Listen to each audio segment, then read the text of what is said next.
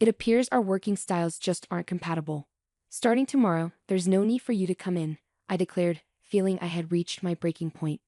I couldn't continue working under such leadership any longer, so I made my decision on the spot. Understood. I'll tender my resignation effective immediately. Thank you for the opportunity, I replied calmly, though inside I lamented leaving the job I once cherished. As I adjusted to the hectic pace of my days, a new clerk approached me with news of a visitor. Curious, I made my way to the reception room, where I found Samantha waiting. John, please reconsider returning to our company, Samantha implored, surprising me with her humility. Gone was the stern, demanding figure I once knew. My name is John Baker, and I have been dedicated to our boutique couture shop in this small town for 20 years. Despite its couture label, our clientele for bespoke items has diminished, prompting us to expand our offerings to include suits, shirts, and even school uniforms to sustain our business. Despite the changing landscape, I've always cherished our shop for its strong community roots and values. However, the atmosphere shifted when our long-standing president fell ill. He was the visionary behind our establishment, but as his health declined, his granddaughter Samantha Smith, with no prior industry experience, assumed leadership. While the transition occurred smoothly, Samantha's approach to management left much to be desired. I found myself particularly singled out by her harsh scrutiny. Samantha, how are our sales faring recently? I urge you to secure new contracts promptly, she demanded, clearly irritable. I've been actively seeking opportunities, but it's challenging to attract clients interested in couture. The decline in demand is evident, and our traditional couture model is facing challenges, I explained, attempting to provide context. However, Samantha's response was unforgiving. I don't want excuses. It's not a matter of impossibility, it's a matter of effort.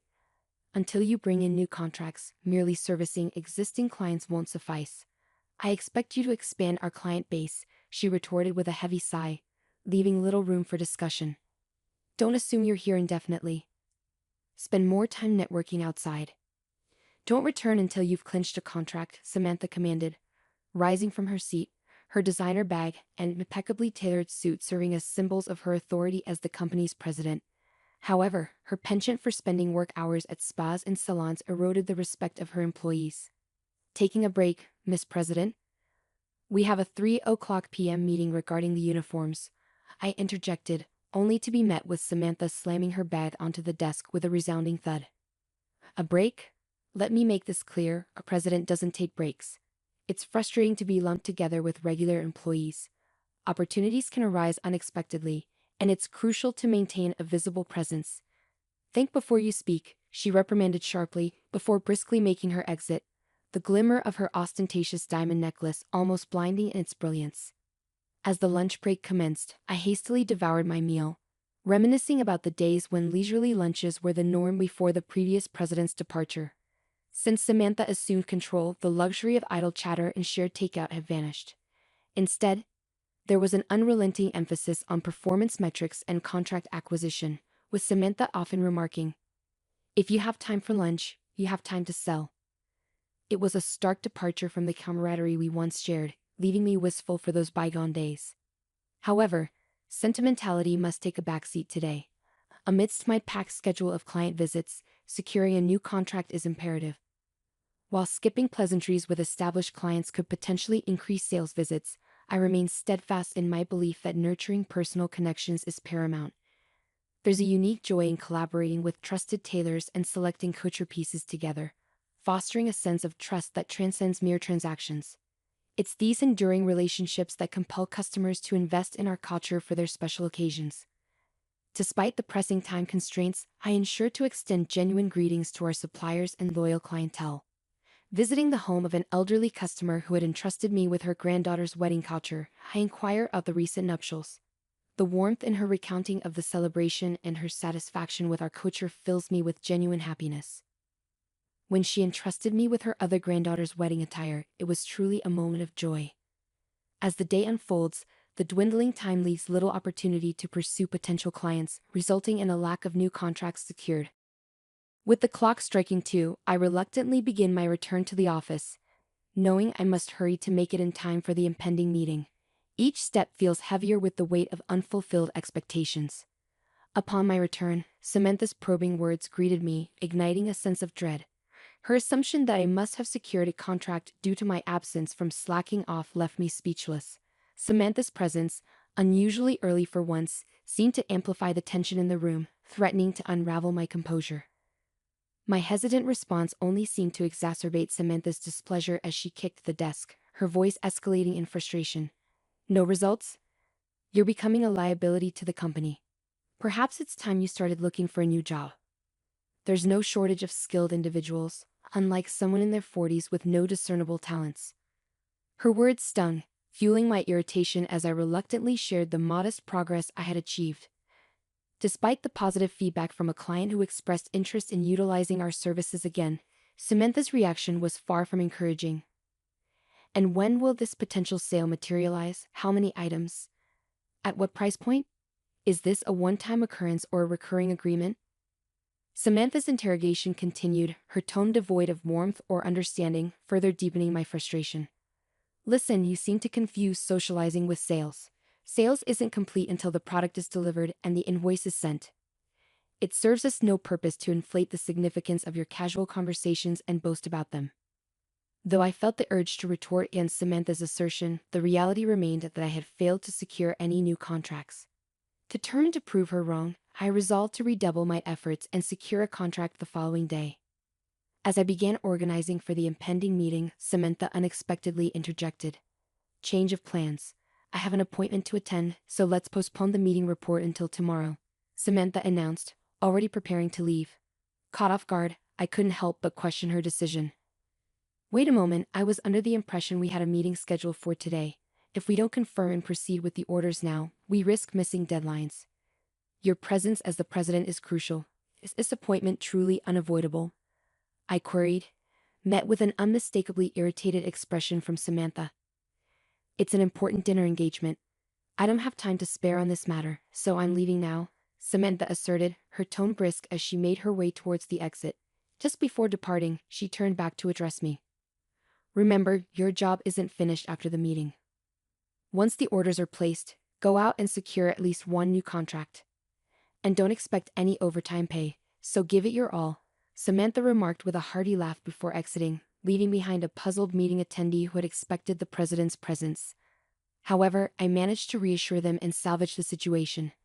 In our small-scale company, trust is paramount. This was a principle instilled by the previous president, who led by example, always attending sales meetings and diligently overseeing deliveries. It was this commitment to service that garnered trust from our community, sustaining our business thus far. Yet lately I sensed a decline in that trust. Determined to restore it, I resolved to handle the situation with integrity and secure orders as usual. After seeing off our business partners and gaining their understanding, I immediately began preparations for further sales visits. I'll be stepping out for a while, so feel free to leave when you're ready. Thank you all for today, I announced to my colleagues, eager to take proactive steps towards rebuilding trust in our company. It was already nightfall, the workday long over, as I exchanged greetings with a few remaining colleagues before embarking on my sales rounds. The following day, I arrived at the office with renewed vigor. The previous day's cold calls had yielded promising results. I had engaged with a potential client interested in revamping their company's uniforms. Though not a major corporation, our conversation flowed smoothly, culminating in the agreement of a contract on the spot. While the initial order only encompassed summer apparel and winter sweaters, the prospect of nurturing this client relationship could lead to lucrative opportunities, including renewals and referrals to other businesses. Aware of the potential of such connections, I felt buoyant, anticipating a positive report to Samantha. However, my optimism was short-lived. Samantha, who arrived slightly late, summoned me immediately. John, don't we have a report from yesterday's meeting? And I want to hear about your subsequent activities. Certainly, I'll provide the report now, I responded, approaching Samantha with a sense of eagerness. Yet, upon reaching her, I noticed her rubbing her temples wearily. Are you all right? You seem unwell, Miss President. Just proceed, was her curt reply. A faint odor of alcohol lingered in the air, indicating she had indulged until the early hours and was now feeling the effects. Seeing Samantha in such a state left me incredulous. Despite my astonishment, I succinctly recounted the events of the previous day. We proceeded with the order as usual for this year. There was some negotiation on price, but they understood that it wouldn't change moving forward, and then. Wait a minute, they requested a discount, didn't they? And you resisted, insisting on raising prices, Samantha interjected, her bloodshot eyes fixed on me with intensity. No, that's not the case.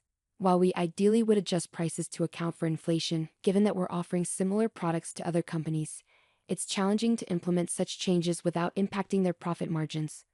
Unfortunately, they weren't receptive to that idea, I clarified, bracing for Samantha's reaction. Infuriated by my response, Samantha lashed out. That's precisely why they're taking advantage of us. We need to assert ourselves like they do. What's your plan? It's not about their profits. Our profitability should be the priority. Though she held the title of president, I couldn't align with Samantha's viewpoint. While assertive negotiation is crucial, prioritizing one party's profit over the other can be detrimental, particularly in intercompany transactions. Recognizing that further debate would only escalate tensions, I proceeded with my report from the previous day. We'll reassess the pricing structure moving forward.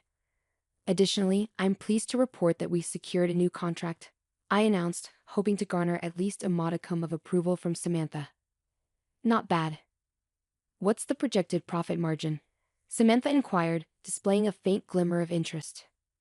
We've acquired an order for summer clothing and winter sweaters from a small-sized company with a few dozen employees. While it's not a monumental contract, it represents a promising foothold for potential future opportunities, I explained, eager to highlight the potential for growth. However, Samantha's response was disheartening. Is that all? And it's not even culture? It seems your efforts outside of regular work hours have yielded little. Truly disappointing, Samantha remarked, her words piercing through my optimism. At that moment, I felt a surge of frustration and disillusionment wash over me, reaching my breaking point. Excuse me, but it seems you misunderstand the nature of this job. It's the relationships and connections we cultivate that drive our success, not just immediate profits, I asserted firmly, challenging Samantha's narrow focus. Though taken aback by my boldness, Samantha quickly reverted to her usual haughty demeanor. Understood, it appears we're not compatible. You needn't come in from tomorrow, Samantha declared, drawing a decisive line. I had reached my breaking point. Continuing under such leadership was untenable. Understood, I resign effective today. Thank you for the opportunity, I responded without hesitation, knowing that I couldn't continue in an environment that disregarded the importance of meaningful connections. With that, the decision was made for me to leave the job I once loved. Alone in the empty room, I grappled with uncertainty about my future. Despite leaving abruptly, I had nowhere to turn. My modest salary had left me with little in savings, and the prospect of financial instability loomed large. Then, unexpectedly, a familiar name flashed across my smartphone screen, Tom Wilson. We had attended college together, sharing fond memories and occasional outings. Though our interactions had dwindled in recent years, the call from an old friend filled me with hope. Long time no see, how have you been? Tom's voice carried warmth and familiarity, offering a glimmer of comfort in my moment of uncertainty. Indeed, it's been too long. I'm doing well. You sound great too, John. Tom greeted me warmly, though his next words cast a shadow over our conversation. How's work? Knowing you, John, I'd imagine you're excelling as a capable leader with a strong support network. It's a bit complicated. I've actually been unemployed for a while now, I confessed, feeling a pang of disappointment even in Tom's sympathetic response. Despite his usual upbeat demeanor, Tom seemed momentarily at a loss for words. It's been challenging, I added, trying to lighten the mood. It must have been tough. Let's not dwell on it over the phone. How about we meet up for drinks? It's a sudden invitation, but what do you say about today? Tom proposed, and I eagerly accepted. The prospect of catching up with an old friend was a welcome distraction, and I felt a deep-seated need to confide in someone. We settled on a pub we used to frequent and agreed to meet later that day. I was taken aback, you clashing with the president and leaving the company in such a dramatic fashion. You used to avoid conflicts at all costs, always quick to apologize even when it wasn't warranted, Tom remarked, genuinely surprised by my recent upheaval. I was surprised myself. But I couldn't reconcile with the new president's approach. It's one thing not to understand the intricacies of fieldwork, but disregarding the needs of clients and partners entirely was a deal-breaker, I explained, grateful for Tom's receptive ear. Despite years of distance between us, I was comforted by the familiarity and openness of our conversation. Did you always work in sales at that company? Tom inquired, delving deeper into my professional history. Sales was certainly a big part of my role, but I also dabbled in website development and attempted to introduce new products. It was enjoyable, but unfortunately, budget constraints hindered our progress. I explained to Tom while showing him the company's website on my smartphone, proudly revealing that I had created it myself. Did you really design this? I assumed it was outsourced. It's just as professional as any other site, Tom marveled, impressed by my handiwork. The previous president emphasized the importance of a website that would appeal to younger demographics, so I dedicated myself to learning. While Couture is undeniably beautiful, the industry is facing challenges. I had to think outside the box. I elaborated, recalling the efforts I had invested in the project. But with our company's size, there are limitations, Tom observed, leaning in attentively as I continued. True, but I had ideas that I wasn't able to fully realize, I confessed, seizing the opportunity to share my aspirations with Tom. The demand for everyday culture may be declining, but there's a growing need for attire for special occasions and social media appearances. By focusing on these niche markets and catering to inbound demand, I believe we can chart a successful course forward, I explained passionately, articulating my vision for the future. Indeed, I had aspirations beyond just culture. I envisioned introducing high-quality leather goods under our brand at a slightly lower price point, offering consumers affordable yet luxurious products would not only be appreciated but could also yield substantial profit margins. We can't rely solely on thin margins to sustain our business, I explained to Tom, elaborating on my vision for diversification. Tom listened intently, his arms crossed as he contemplated my words. So, was it the lack of initial investment, or did you abandon the idea due to insufficient funds? It was a combination of both, along with the current president's strong opposition, I admitted. She argued that Culture Shop shouldn't stray into other ventures. I understood her desire to preserve the legacy of the previous owner's cherished Culture Shop without deviating from tradition. However, it's becoming increasingly difficult to resist the inevitable changes brought about by time and the declining industry. I had hoped to inject new ideas into the company, but they weren't well received. Finishing his beer in one gulp, Tom turned to me with a serious expression. John, how about joining my company? I'll offer you a fixed salary equivalent to what you were earning, plus commission on sales. It's a pretty good deal, don't you think? His eyes held a sense of determination. I was taken aback by Tom's offer to join his company. I had known he was running his own brand as a sole proprietor, primarily online without a physical store, but I never imagined he could afford to hire someone like me.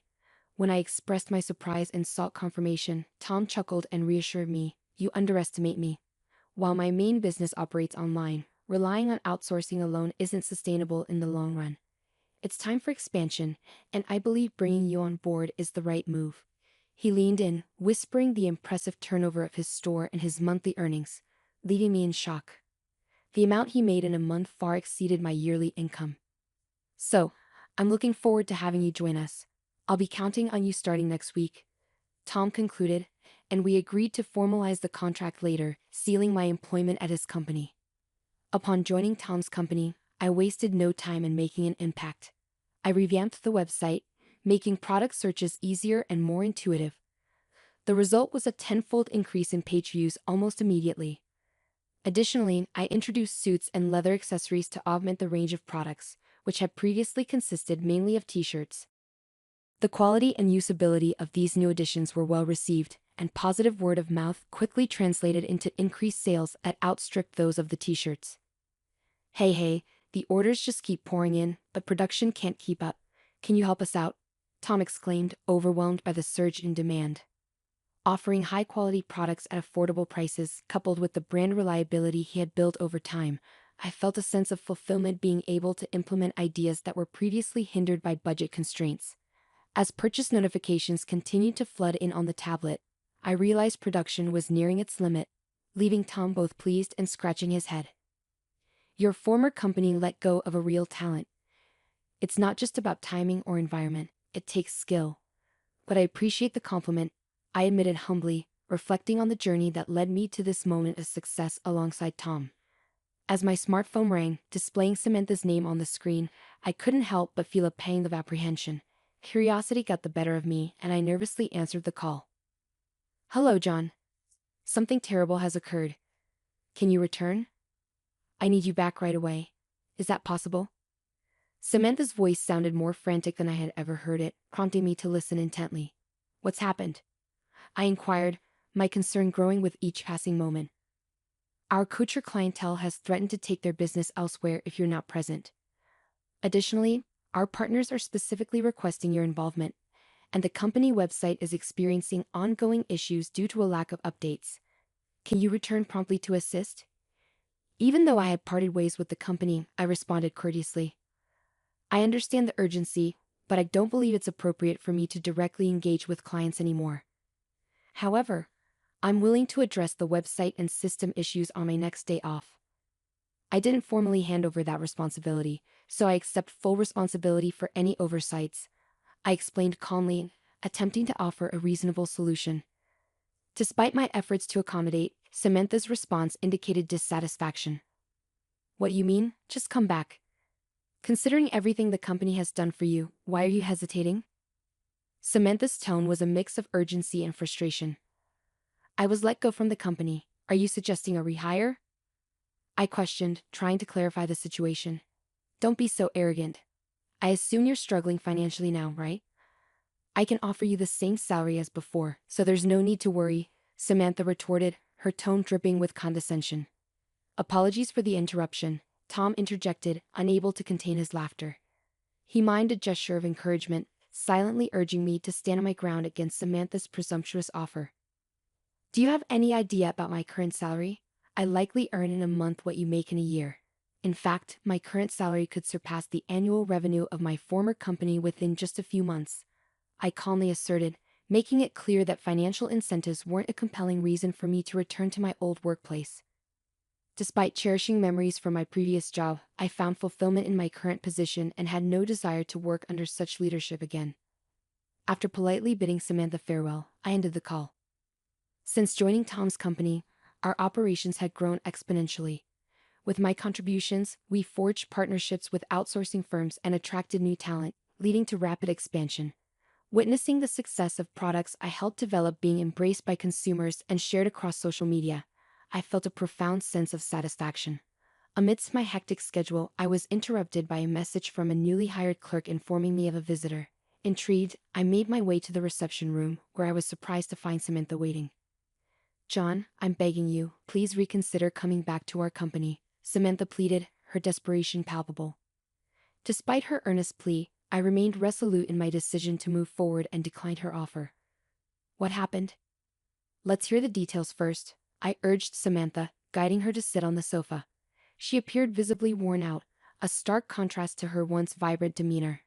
Since you left, we've been hemorrhaging customers. It's not just individual clients. Even our corporate partnerships are crumbling. I can barely cover the employees' salaries anymore. If things continue like this, we'll be forced to shut down the shop. I need your help, Samantha confessed, her voice tinged with desperation. While I couldn't help but sympathize with Samantha's plight, it was clear that she had brought this situation upon herself by prioritizing profits over communication and relationship building. It was inevitable that partners would abandon ship if they felt neglected. I'd like to assist, but I'm currently overwhelmed with responsibilities at my current company. I'm sorry, but I can't offer you immediate help, I responded, regret lacing my words. In a last-ditch effort, Samantha implored me for assistance, clutching at straws. Samantha, it's time to gather your strength. Have you exhausted all possible avenues? Now is the moment to take decisive action. Rebuilding trust requires face-to-face interactions, understanding their needs, and showing empathy for their concerns. Please dedicate yourself to what you've neglected until now. It's the only way forward, I advised firmly yet empathetically. With newfound resolve, Samantha wiped away her tears and nodded resolutely. You're right. I've made mistakes, but I'll start rectifying them from this moment onward. As I reflected on Samantha's plea for help, I couldn't shake the feeling of powerlessness that gripped me. Despite my genuine desire to assist, the prospect of starting anew seemed daunting and nearly impossible. Thoughts of the predecessor to whom I owed so much weighed heavily on my mind. I was determined to prevent the beloved company from succumbing to bankruptcy, but amidst the demands of my current responsibilities, I struggled to conceive of any actionable solutions. Frustrated, I bit my lip, grappling with the enormity of the situation. Several years had passed since I joined Tom's company, and during that time, our growth had been exponential. With each expansion came an increase in the number of companies we engaged with. John, what do you think of this? I believe it would be perfect for an important dinner date, Samantha proposed eagerly, seeking my opinion. It's fantastic. Exactly as I envisioned, and the fabric is exquisite, I replied, genuinely impressed. The response to our announcement on social media was overwhelmingly positive, culminating in a significant order placement. We'd like to place an order worth $50,000 with your company for now. Thank you so much, the client expressed their gratitude. Following this successful transaction, the performance of Tom's company soared to new heights, prompting the establishment of new departments and the hiring of additional staff. I played a pivotal role in developing hit products, particularly in the suit department. By infusing culture designs and fabrics as accents into our suits, we garnered praise not only from domestic customers but also from international clientele, expanding our market rapidly.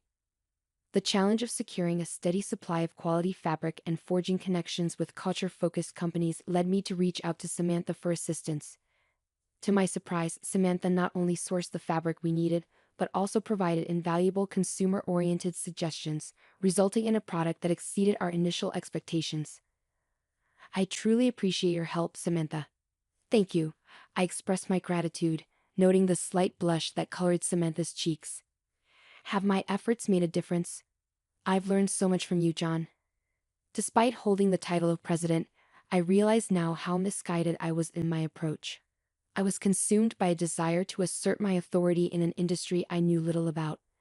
It was a grave mistake. But thanks to your guidance, I've learned the importance of fostering relationships with employees and partners, ultimately earning the trust of the community. I'm confident that my company will continue to thrive, Samantha reflected sincerely. Meanwhile, Tom, who had always been immersed in his work, found himself embarking on a new chapter as he tied the knot with a significant partner. As I witnessed Tom's happiness on his wedding day, I couldn't help but share in the joy as if it were my own. Congratulations, you're absolutely radiant, I exclaimed, admiring Tom's appearance. Well, it's all thanks to the impeccable design of this suit. I just hope I can live up to its elegance, Tom replied with a chuckle. Sharing in the laughter, we exchanged heartfelt wishes, savoring a moment of joy that illuminated the routine of our everyday lives and transformed a fleeting occasion into a cherished memory. It was a reminder of the transformative power of clothing, and I felt privileged to be part of an industry that wielded such influence. With renewed determination, I resolved to continue crafting work that brought beauty and joy to the lives of others.